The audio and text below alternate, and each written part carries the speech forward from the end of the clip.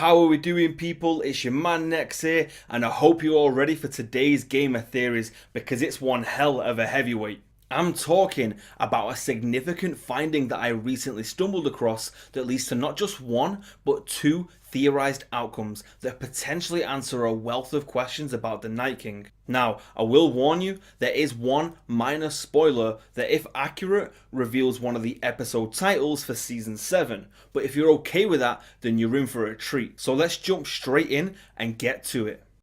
Since the release of the season 7 promo and teaser trailers, the hype surrounding the Night King has increased on a tremendous level, and why wouldn't it?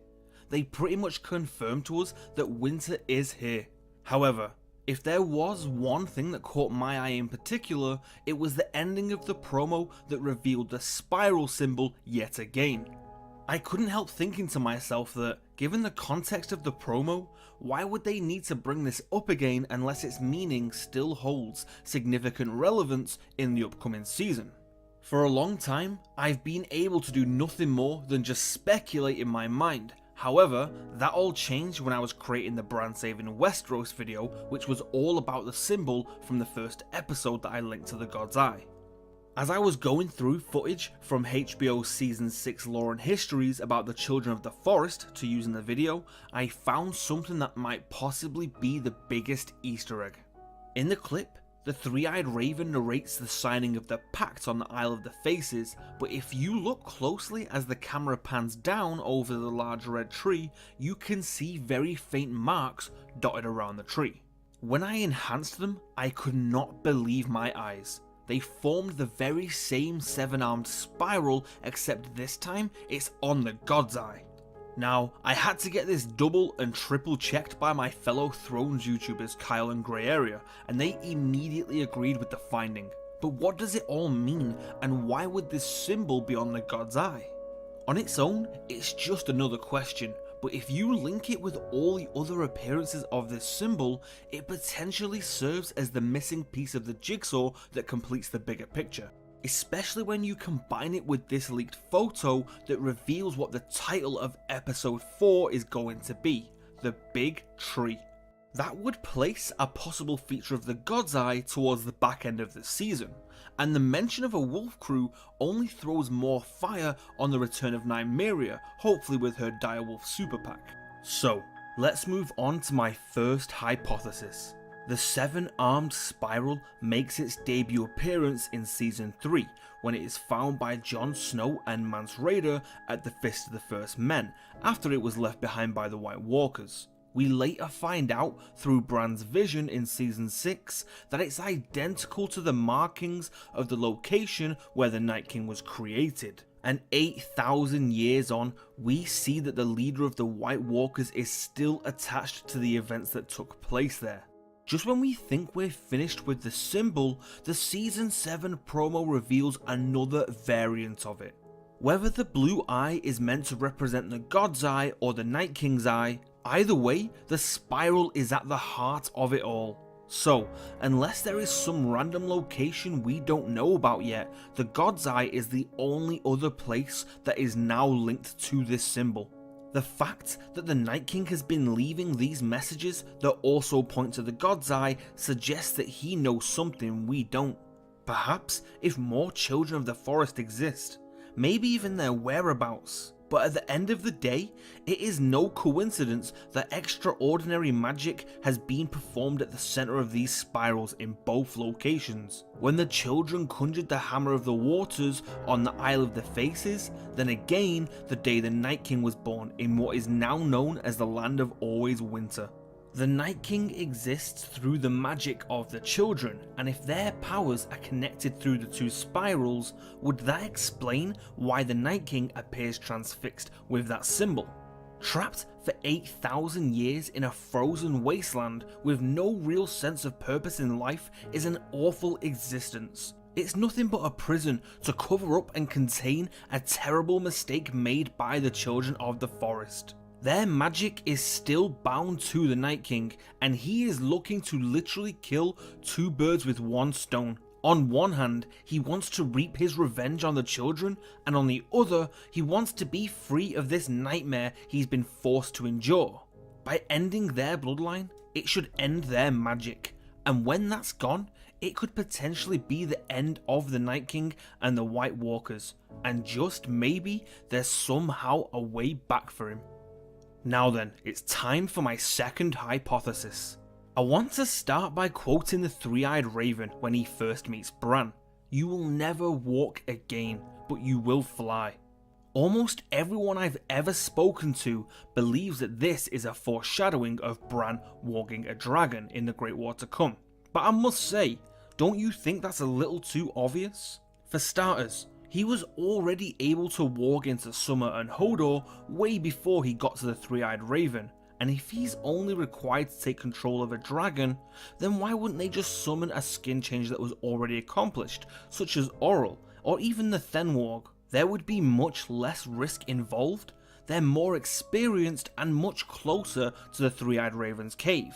And if it was only for his gift of the sight, why not just recruit Jojen? I mean, he already seemed to know a great deal about what was going on. Or hell, why not himself for that matter? He was a master greenseer and had pretty much seen everything there was to know. I believe the real meaning behind the quote is that Bran will learn to fly through time. Not just through sight, but physically. When he's talking to Jojen about the things they've seen, Jojen states that he's seen the only thing that matters, Bran. And apparently, he knew that he was going to be killed, but when anyway? That's quite a high price to pay, just so someone can develop their Warg and Greenseer abilities. Bloodraven also tells Bran that he's been watching them their entire lives, and to quote him again, "He died so that you could find what you have lost. You will never walk again, but you will fly." If what he's lost is the ability to fly through time, then it all makes sense as to why it must be Bran. Him learning how to travel to the past and future would be the start of his process to complete the circle of his fixed timeline. We know Bran is capable of travelling back in time as we watched him do it with Hodor, and for a moment, Hodor saw him. His father heard him, and the Night King even grabbed him. He has technically existed in the past while simultaneously existing in the present, and all this does is throw more evidence on the fact that it is extremely likely that he is someone we know from the history books. The other Brandon Starks from Old Nan's stories, and I believe there is a chance that he is even the Night King. If he was, it would answer an immense amount of questions, and trust me when I say it is certainly conceivable. So how do we get there? We go back to the leaked photo of the title episode and the Easter egg of the Severed Arm Spiral on the God's Eye. At some point, Bran will be heading for the Isle of the Faces to learn how to properly fly through time. Whilst there, he keeps trying to intervene with events in the past to try and stop the White Walkers, but he keeps failing, and all he's really doing is fulfilling the circle of his fixed timeline, because the ink is dry. He's the voices in Aerys Targaryen's head, telling him to burn the White Walkers, but he only succeeds in becoming the source of his insanity.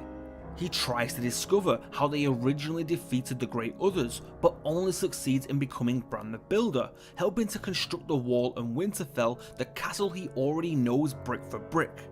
Eventually, I think Bran will try stopping the Children of the Forest from ever creating the Night King by going right to the source of where it happened. But he'll forget that he's travelling to a time period where the Children of the Forest and the First Men are embroiled in war. Having never met him in this time period, Leaf and the other children will not recognise who he is. And it is here where they will capture Bran and use him in their experiment. When they're watching the Night King being made, just as Leaf is about to push the dragon glass into the man's chest, there's a moment where it flicks back to Bran in the cave and he tightens his grip on the vines, bracing himself as if he is about to be on the receiving end of what's happening. Then, as the scene ends, the camera goes back onto Bran, and his position is identical to the man in the vision. The way Leaf is even looking at him, and to quote her, "We had to defend ourselves from you, from men." Could she have been literally talking about Bran? Jojen and the Three-Eyed Raven warned Bran several times about how dangerous it can be to spend too much time inside the visions, how if you're not careful you can get lost in them forever. And it's already nearly happened to him when Meera was frantically trying to wake him up but couldn't. What if that is what eventually happens to him? If the Night King is an ancient version of Bran, it would explain why he can walk, as Bran is able to in all of his visions. Also, how he knew when and where Bran was going to be before he marked his arm. Why he would want to personally strike the killing blow to the Three-Eyed Raven for hiding the truth about what would happen in his past and future. All of this could be building towards George's bittersweet ending, that in order for Jon Snow to save Westeros, he will have to kill his own flesh and blood, Bran Stark the Night King. As always, thank you for watching. I really hoped you enjoyed the video. So, what do you guys make of it all? Is it possible that Bran really could be the Night King? And will they reveal to us the true meaning behind the link up of these symbols? Their growing significance is clearly paramount to the story. Don't forget to leave your submission for the upcoming Q&A, and until next time, take it easy.